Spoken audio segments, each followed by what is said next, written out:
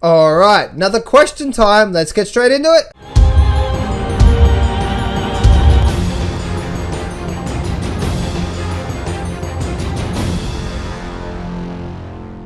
Do not place a trade based on what you're seeing in this video today, because trading is risky and it can cause substantial financial loss. There are so many areas you need to become good at to become a good trader. Emotional mastery, chart reading, trading systems, money and trade management. So this video is just educational only to help you become a much better trader. Alright, this is not a question, but this is actually Michael 2 days edited.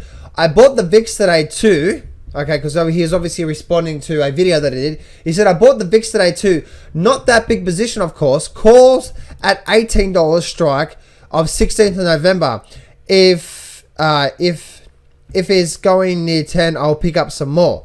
John, I am new on trading. Can you please tell us what strike and month you have in mind?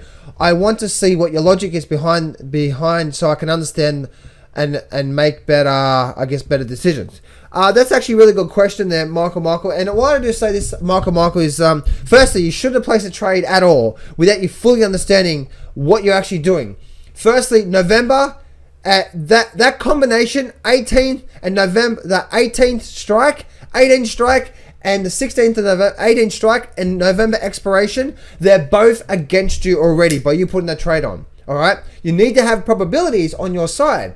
Now, the reason why I say that is because you don't know whether the VIX is going to spike. You know, now it's down about $11 or something like that. I'll bring up the charts in a minute. But you don't know, it may only spike up to 15, maybe 16. You know what I mean? And sometimes these out of the money strikes, just because they're cheap doesn't mean they're the better option. And with the VIX, I always say it's most important to buy with the VIX. It's two things. One, buy always in the money. Yes, they're expensive, but guess what? If you can't trade it, don't trade it. But if you want the probability on your side, only trade in the money options. This is going to give you the less risk, because the VIX, most of the time the VIX is going to stay low. So you want to give, if you want the probability on your side, you want to make sure it's the less risk. Let me actually bring up the VIX here.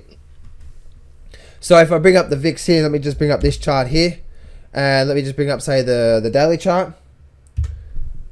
All right, so you can see if I squeeze this up, the VIX stays down low quite some time. And so it may only spike to 15, maybe 16, 17, 18. Then what happens to your options? Do you know what I mean? So what I just say is, if you're looking for the maximum probability with the VIX, there's two main things that I truly strongly recommend you doing.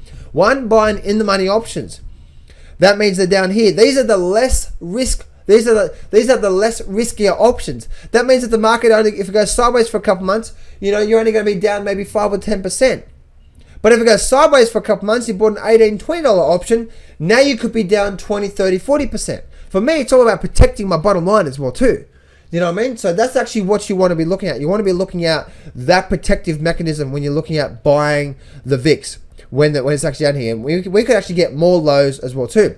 Now, two things here. One, what I like to do to give myself the best chance of doing well is this. One, I actually buy in the money, ITM, in the money options.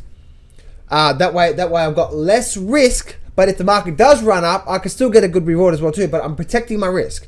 All right, because I'm trading a lot of money on those things too. And two, I'm buying as much time as possible. Time value equals as much, AM, as much. If it's right now, I can buy December. I think I can even go to January right now. I'm going to buy that. And the option's around $8 per option, maybe $800 per contract.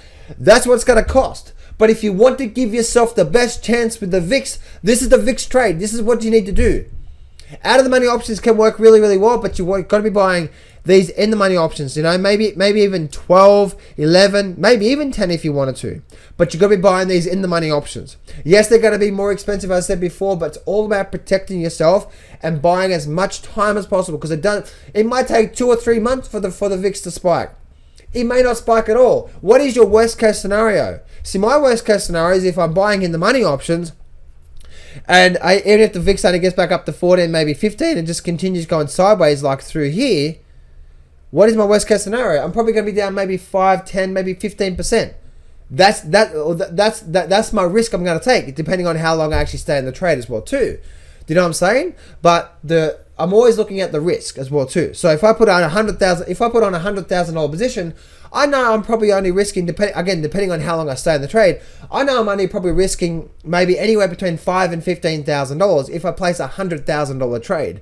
That's the reason I'm happy to place a big trade, because I know my risk is quite small. So anyway, I hope this really helps you out, guys. If you're looking to trade the VIX, and obviously the VIX is actually quite a big thing, and so there you go, guys. Hope you enjoyed this video. I'm not going to BS you here. Trading is hard. Over my 10 years of trading, I've learned some amazing systems and strategies, and I've put it all in my brand new Grab the Markets by the Balls course, and I'm giving you 100% free access. This whole course is 12 videos long and almost 10 hours of the best systems and strategies that I know. Click on the image below now to get 100% free access right now.